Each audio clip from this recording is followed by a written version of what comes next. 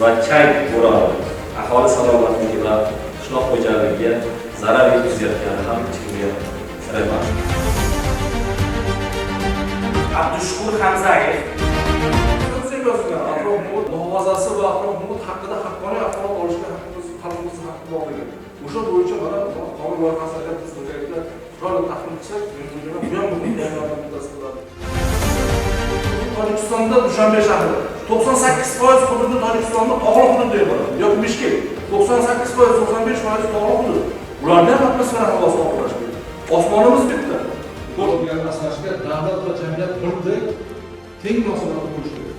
Davlat o'ziga yuklatilgan konstitutsiyada belgilangan vazifalarni yuksaklik bilan amalga oshirib boshlayapti. Endi jamiyatni davlat, jamiyat ham shaxsiy namuna bo'lib turganligini ko'rsatishimiz kerak. Butun xalqimizda to'liq madaniyatni ko'rsatishimiz bu bizni oldimizda